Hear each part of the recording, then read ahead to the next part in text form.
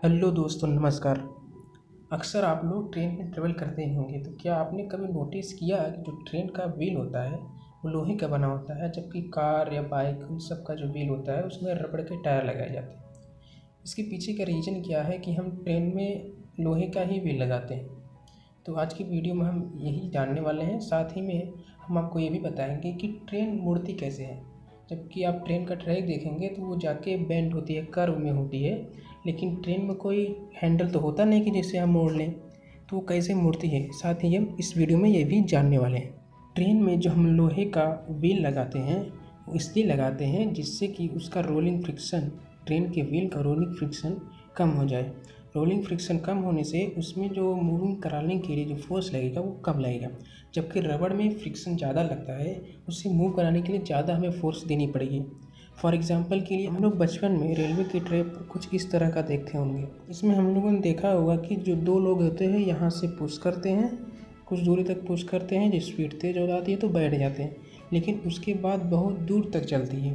क्यों चलती है? क्योंकि उसमें फ्रिक्शन जो है, रोलिंग फ्रिक्शन, वो बहुत कम होता है। अगर हम यहाँ पे लोहे की जगह अगर रबड़ का टायर यूज़ करते हैं तो हमें उतने ही प्रेशर, उतनी ही स्पीड पहुँचाने के बाद जब हम बैठेंगे तो बहुत कम ही दूरी पर जाके वो रुक जाएगा। अक्सर हम लोग ये भी देखे होंगे कि जब कोई भी ट्रेन प्लेटफार्म से चलती है तो वो एक पर्टिकुलर स्पीड पे पहुंचने के लिए एक्सीलेटर लगाती है, यानी कि फोर्स लगाती है, और जब वो पर्टिकुलर स्पीड पा लेती है तो एक्सीलेटर कम कर देते हैं, तो वह बहुत दूर तक उसी स्पीड पे लगभग चलती रहती है।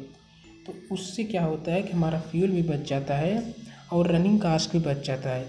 जब स्पीड कम होने लगती है तो फिर से हम फोर्स अप्लाई करते हैं, फिर से कुछ दूर चलती है। अगर ये इस बात को आपको नोटिस करना हो तो आप इंजन के साइड कभी बैठ के देखिए, आपको खुद पता लग जाएगा। और मैं आपको ये भी बता दूं कि जो रबड़ का टायर होता है उसमें हम ज़्यादा वेट कैरी नहीं कर सकते उससे, जबकि हम जो लोहे का व्हील है उससे हम ज़्यादा वेट कैरी कर सकते हैं। जब ट्रेन का आविष्कार हुआ था उस समय कोई रबड़ के टायर का आविष्कार नहीं हुआ था। वर्ल्ड में पहली बार जो ट्रेन चलाई गई थी वो चलाई गई थी सन 1804 में, और भारत में ट्रेन 16 अप्रैल 1853 में चलाई गई थी। उसमें कोई रबड़ के टायर का कोई प्रचलन नहीं था। मैं बात करूंगा कि ट्रेन अपने मार्ग से मुड़ती कैसे है, क्योंकि आप लोगों ने देखा होगा जो ट्रेन का ट्रैक होता है वो कर्व में होता है। तो मुड़ती कैसे हैं? क्योंकि ट्रेन में तो कोई हैंडल होता नहीं है। तो इसे जानने से पहले आप लोगों को ये पता ही होगा कि मान लीजिए एक रॉड है, एक साइड का डायमीटर ज़्यादा है, एक साइड का डायमीटर कम है।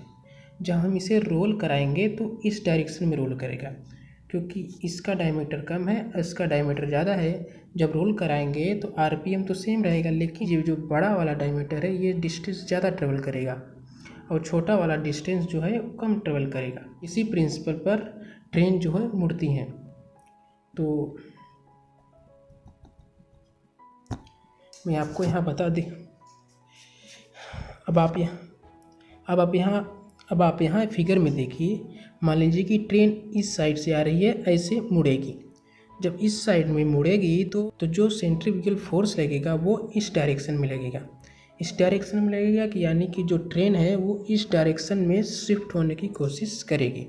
इसीलिए आप यहाँ पर देख सकते हो जो ट्रेन की ये पटरी है, ये पटरी है, तो जो ये व्हील है ये इस साइड शिफ्ट हुआ है। आप यहाँ पे देख लीजिए, ये इस साइड का डायमीटर कम हो गया है और इस साइड का डायमीटर ज़्यादा हो गया है। अगर आपने ध्यान दिया हो, जो ट्रेन का व्हील होता है वो कुछ इस तरह का होता है। ये एक साइड का ये हुआ, दूसरे साइड का ये हुआ। और अच्छे से देखने के लिए एक और फिगर है हमारे पास, आप यहाँ पे अच्छे से क्लियर हो जाएगा कि जब देखो ट्रेन की पटरी ऐसे आ रही है, सेंट्रीफ्यूगल फोर्स इधर लगेगा और व्हील भी हमारा इधर जाएगा। तो अब होगा क्या कि जो ट्रेन का जो कांटेक्ट होगा व्हील से वो मिनिमम डायमीटर की तरफ हो जाएगा, और इस साइड में जो ट्रेन का ट्रैक का जो टच होगा व्हील से वो मैक्सिमम डायमीटर की तरफ होगा। और लेकिन व्हील का जो आरपीएम है वो सेम रहता है, क्योंकि ये दोनों सेम चार्ट पे फिक्स होते हैं। इसमें ना ही कोई यूनिवर्सल गियर ये सब कुछ भी नहीं होता है। तो इस साइड का डायमीटर ज़्यादा है तो ये ज़्यादा डिस्टेंस ट्रेवल करेगा। अगर ये वीडियो आपको अच्छा लगा हो तो वीडियो को लाइक कर देना और अपने फ्रेंड्स के साथ शेयर ज़रूर करना। Thank you.